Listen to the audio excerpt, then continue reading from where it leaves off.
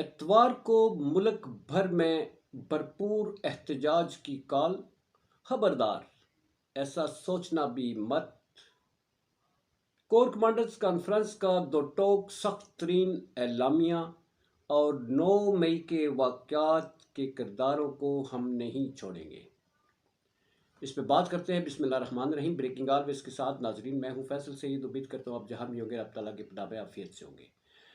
Corps commanders conference کا انعقاد، اس میں بہت ہی دو ٹوک اور سخت قسم کا پیغام دیا گیا ہے۔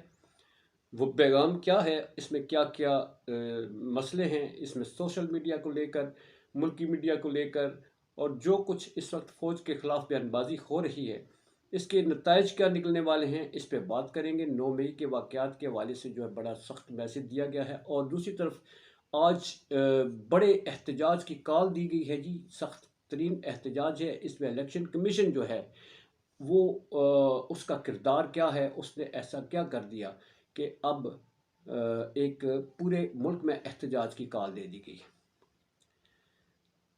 ناظرین اکرام، میرا یہ چینل پلیز سبسکرائب کر دیجیے گا اور بیل آئیکن کا بٹن دباتے ہوئے اینڈ تک دیکھنے کے بعد اپنی قیمتی آراء سے ضرور آگاہ کیجیے گا۔ ناظرین اکرام، آج بڑی اہم کور کمانڈرز کانفرنس ہوئی ہے جی۔ موجودہ حکومت کے معرض وجود میں آنے کے بعد یہ پہلی کور کمانڈر کانفرنس ہے، اور اس کا اعلامیہ بڑا سخت ہے، بڑا گہرا ہے۔ اس کے شکنجے میں کون کون آنے جا رہا ہے، اس کے نتائج کیا ہوں گے، اس پہ بات ہم بعد میں کرتے ہیں۔ اس سے جڑی ہوئی بات جو ہے وہ یہ ہے کہ الیکشن کمیشن آف پاکستان، اس نے پی ٹی آئی کو اس کے حق سے محروم کر دیا۔ ایک اور پی ٹی آئی کے خلاف جو ہے یہ فیصلہ ہے جی۔ پی ٹی آئی، جیسا کہ آپ کو معلوم ہے، الیکشن کمیشن آف پاکستان ابھی تک جتنے بھی اقدامات کیے ہیں وہ پی ٹی آئی کے، چاہے انٹرا پارٹی الیکشنز ہوں، ان سے بلہ چھیننے کا جو ان کے خلاف فیصلہ ہو، توہین الیکشن کمیشن کا فیصلہ ہو، یعنی جو بھی فیصلے ہو رہے ہیں اس میں جو جنرل الیکشنز کے حوالے سے جو الیکشن کمیشن کا کردار ہے، اور اس کے بعد اب جلدی پر تیل یہ ڈالا ہے کہ پی ٹی آئی کو جو مخصوص نشستیں اور اقلیتی نشستیں میں جو ان کا حصہ بنتا ہے، وہ اس سے حصہ لے کر وہ باقی جو اس وقت اقتدار میں بیٹھی ہوئی جماعتیں ہیں ان میں تقسیم کر دیا گیا۔ اب P T I supreme court تو جا ہی رہی ہے، مگر الیکشن کمیشن کے اس اقدام کے خلاف جو ہے ایک بہت بڑا احتجاج ہونے جا رہا ہے۔ پورے ملک میں احتجاج ہوگا، اور اس میں آپ کو معلوم ہے کہ الیکشن کمیشن پر اس وقت بہت ساری جماعتیں جو ہیں وہ سخت غصے میں ہیں۔ اس میں جے یو آئی فے، مولانا فضل الرحمان صاحب، سراج الحق صاحب، اس میں پیر پگاڑا صاحب، اور اس میں اور دیگر جماعتیں ہیں، جو مینگل صاحب ہیں وہ دیکھ لیں۔ اس کے علاوہ اور جو سب مل کر جو ہیں وہ الیکشن کمیشن پر جو ہے وہ برہم ہے کہ ان کے ساتھ جاتی ہوئی، ایون نون لیگ والے اور پیپلز پارٹی والے کہتے ہیں ان کے ساتھ بھی دھاندلی، پتہ نہیں دھاندلی کیسی ہے، حکومت تو وہی بنا رہے ہیں۔ البتہ ایک احتجاج ہے جی، بھرپور قسم کا، وہ دے دیا گیا ہے، اس کی کال دے دی گئی ہے۔ جیل میں بڑی ملاقاتیں ہوئی ہیں، ایک ملاقاتوں کا بہت بڑا سلسلہ جاری ہے، مگر ناظرین، اس کے ساتھ سب سے اہم جو ہے آج ہے کور کمانڈرز کانفرنس اور اس کا سخت ترین اعلامیہ۔ یہ اس اعلامیہ کی اہمیت اس لیے بھی زیادہ ہے کہ اس میں یہ جو شہباز شریف صاحب ہیں، ان کی حکومت کے معرض وجود میں آنے کے بعد یہ پہلی کور کمانڈر کانفرنس ہے۔ اس میں اگر جو اسمبلی میں تقاریر ہو رہی ہیں وہ سائفر کے حوالے سے جو ہے وہ خاصی اہمیت کے حامل ہیں۔ اس میں بلاول بھٹو صاحب جو ہیں وہ بھی اس مدعا کو لے کر جو ہے وہ چڑھ دوڑے ہیں پی ٹی آئی پر۔ لگتا یوں ہے کہ پی ٹی آئی کا جو اس پر جو کریک ڈاؤن ہے وہ سنبھلنے کا نام نہیں لے رہا۔ دوسری طرف جو ہے سرحد کی حکومت کی اس پہ بھی ایک تلوار لٹک رہی ہے جی۔ اس کی نیکسٹ ویڈیو میں اس کے بعد جو بناؤں گا اس پہ بات کرتے ہیں۔ گنڈا پور صاحب جو ہیں ان کے ساتھ کیا ہونے جا رہا ہے، حکومتیں چل پاتی ہیں نہیں چل پاتی، پی ٹی آئی کی جو حمایت یافتہ ہیں، اور مرکز سے جو اس وقت شہباز شریف صاحب ہے وہ بھرپور قسم کے ایکشن میں۔ کور کمانڈرز کانفرنس جو ہے اس کا اعلامیہ کی بات کر رہا تھا میں، وہ اعلامیہ بڑا سخت ہے جی۔ وہ اعلامیہ ہے، سوشل میڈیا کو سخت پیغام ہے، ملکی میڈیا کو سخت پیغام ہے، اور ان لوگوں کو سخت پیغام ہے جو اس وقت الیکشنوں کے حوالے سے پاک فوج پر الزام تراشی کر رہے ہیں، ان کی انوالومنٹ کی اس پہ وہ الزام تراشی کر رہے ہیں۔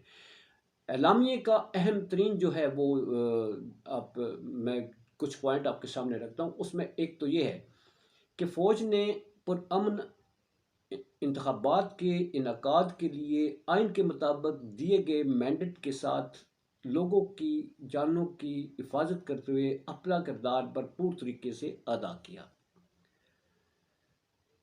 اس کے علاوہ اس میں کہا گیا ہے کہ حکومت جو ہے اس کے ساتھ، آپ کو ناظرین معلوم ہے کہ ہر حکومت کے ساتھ فوج جو ہے وہ آئین کے مطابق جو ہے اس حکومت کی سپورٹ کرتی ہے. اس کا ذکر بھی کیا گیا. 5 سالہ مینڈیٹ جو ہے اس موجودہ گورنمنٹ کو ملا ہے، اور اس مینڈیٹ کے تحت جو ہے گڈ گورننس جو ہے اور لوگوں کے حقوق جو ہیں، ملک کی ترقی ہے، معاشی جو بدحالی سے نکالنے کا عزم ہے، اس کا اعادہ کیا گیا ہے جی کہ فوج اس کے ساتھ جو ہے وہ ان سب چیزوں کو یقینی بنائے گی، اور کسی طرح کی بھی کوئی اور جو حکومت کو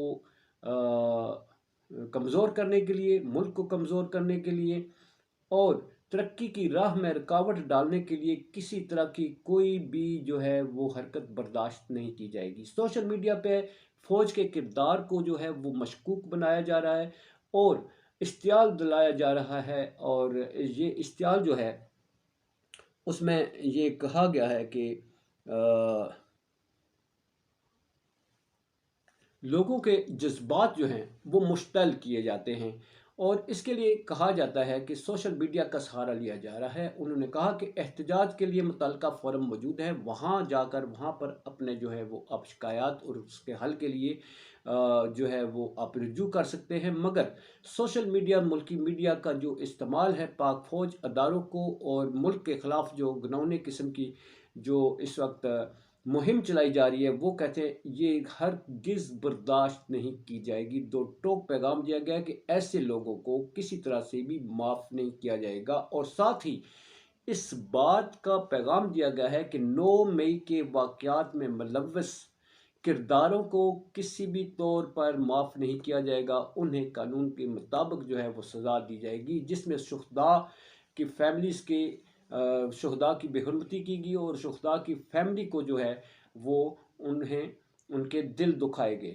تو اس طرح 9 مئی کے ان کو نہیں چھوڑا جائے گا. اب ناظرین، یہ افغانستان کے حوالے سے بھی سیکورٹی کے معاملات میں وہ بھی دو ٹوک موقف ان کو بھی آج جناب وہ جو ملک کا اس وقت موقف ہے وہ آگاہ کیا گیا ہے. پاکستان میں دہشت گردی، سیکورٹی اور جو دہشت گرد تنظیمیں ہیں اور جنہیں فنڈنگ ہوتی ہے، جس میں غیر ملکی جو ممالک ملوث ہیں، ان کو بھی سخت دو ٹوک سیدھا سا پیغام دیا گیا ہے.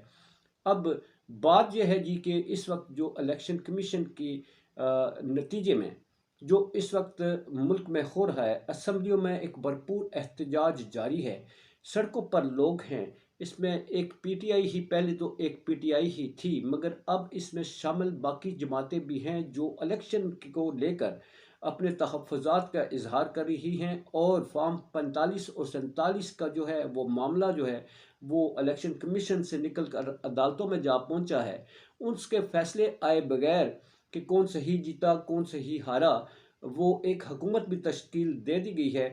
اب عدالتوں سے اگر فارم 45 والوں کی جیت ہوتی ہے تو پھر موجودہ حکومت کا معرض وجود میں آنا جو ہے وہ اس کے لیے بڑے خطرے کی گھنٹی ہوگی.